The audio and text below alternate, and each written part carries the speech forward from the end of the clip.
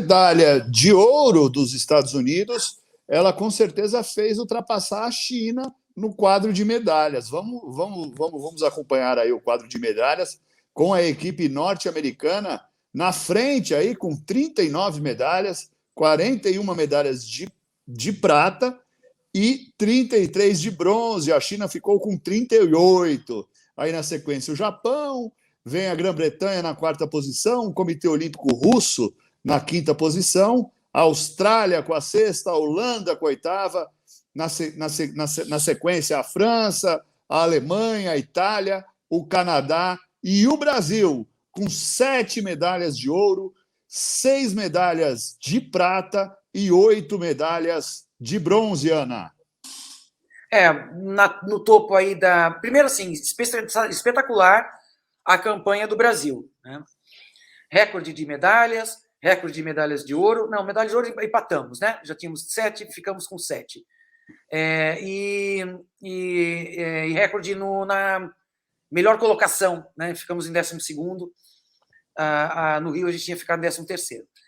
Então, em termos de resultado, né, historicamente, da linha histórica, o Brasil teve o melhor resultado, né, de todos os tempos.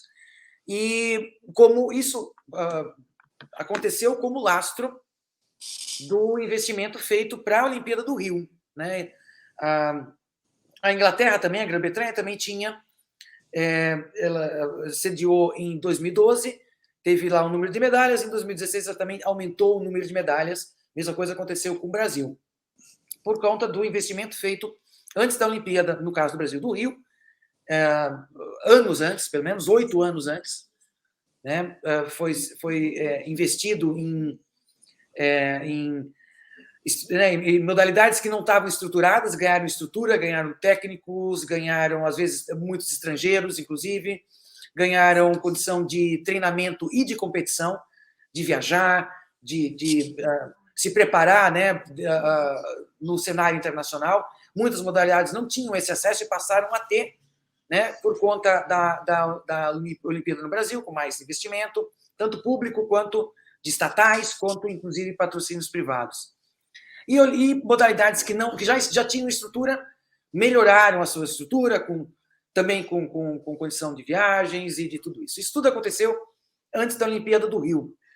Logo depois da Olimpíada do Rio, a gente perdeu boa parte dos patrocínios, né? Todas as confederações, COB, todos tiveram que lidar com um orçamento diminuído, mas as condições já estavam, muitas delas, postas, né? Trabalhos de técnicos estrangeiros, alguns não ficaram, retornaram, né? Acabaram o contrato, mas deixaram um legado de boas práticas, né? E de treinamento, né? Para os profissionais nacionais. E a gente conseguiu esse desempenho, né? Lógico que a gente teve 3 medalhas a mais, né? Uma de ouro e 4 medalhas a mais, uma de ouro e 3 de prata, né? Que foi o surf e o skate. Mas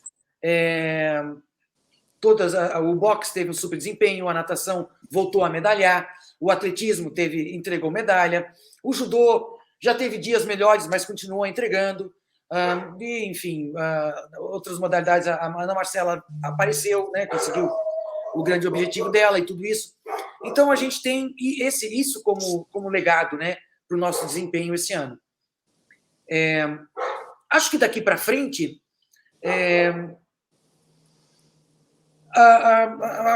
acaba um pouquinho, né? A gente vai sentindo, porque mesmo muitos atletas jovens, né? Porque o investimento antes do Rio foi feito nos adultos até juvenil, né? Esse foi mais ou menos o investimento feito. Alargou-se uma base até o juvenil de várias modalidades e se começou a investir, né? E isso está aí até hoje. Então, se não se mantiver o investimento nessa base, vai se pagar o preço de renovação, né, nos próximos tempos. Então, acho que o Brasil evoluiu, né? Mas nós somos 200 milhões de habitantes, né? A gente ainda vive de famílias como a família da Bia, né? Ou a família da Rebeca, né? Projetos como o de canoagem, que começou com programas públicos, né, que tinha lá os programas que tinham modalidades de água, né, vela e canoagem, e ali começou aquela história dos remadores da Bahia. A gente tem o vôlei acontecendo em alguns lugares, o basquete em outros tantos, e assim a gente vai compondo, mas numa escala muito menor do que o nosso potencial. E isso é o que a gente tem que olhar para frente, né? A gente tem uma grande alegria de ter tido um desempenho único. E mais do que medalhas, as conquistas das modalidades diferentes, né? E bons desempenhos. A gente se orgulhou dos desempenhos dos nossos atletas. E mostraram consistência, né? E tudo isso. Mas a gente, para manter isso, né? A gente vai precisar dar um outro salto, né? As nossas condições são sempre muito frágeis, né? A gente corre riscos o tempo inteiro de acabar o recurso, de desmontar, né, uma estrutura de equipe adulta e não ter os juvenis e a base para repor. A gente corre o risco, né, como a gente está correndo o risco agora na reforma, né, da legislação, que pode mudar. A gente está vivendo em Brasília e vai forte pegar essa semana, inclusive com o risco de estar votando o projeto de lei que vai mudar a nossa questão tributária, né? A reforma tributária vai mudar o imposto de renda, especialmente de empresas, de uma maneira geral, mas também das empresas, e com isso vai botar em risco os percentuais de isenção fiscal que são direcionados para projetos de cultura, esporte, fundos da criança e adolescente e saúde, tudo isso. Então, você tem uma série de incentivos, entre eles a Lei de Incentivo ao Esporte, que financia em torno aí de 300 milhões por ano de projetos pelo Brasil. Inclusive, vários dos atletas que estavam lá em Tóquio participaram de projetos financiados pela Lei do Incentivo. Então, de uma hora para outra, isso pode acabar. E acabando isso, acaba muita coisa, né? Assim, a gente vive, né? Vive de riscos.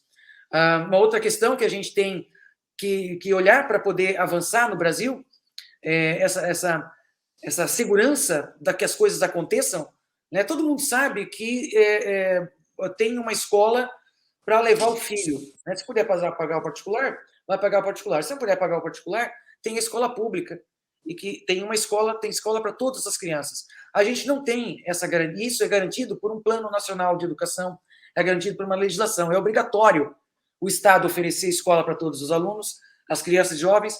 É obrigatório os pais levarem as crianças para a escola. No esporte, a gente não tem nenhuma legislação que sustente isso.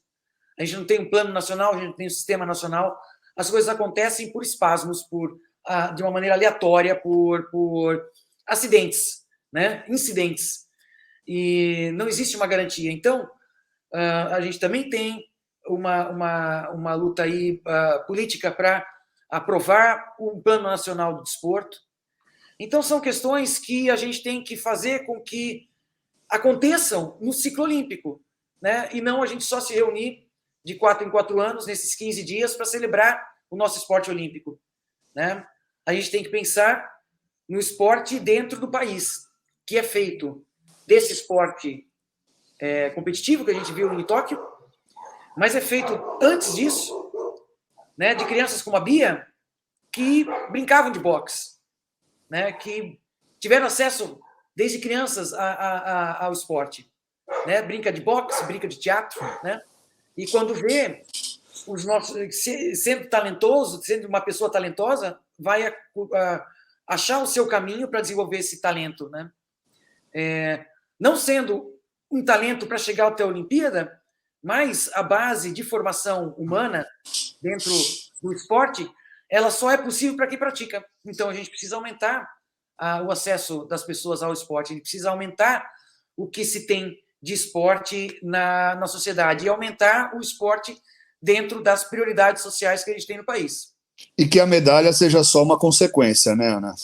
A medalha será uma consequência, né? Será uma consequência. você precisa ter investimento em todas as áreas para você ter resultado. Se você investir só nas seleções olímpicas, você vai ter só esse resultado. Se você investir de uma maneira mais ampla, você pode ter muito mais.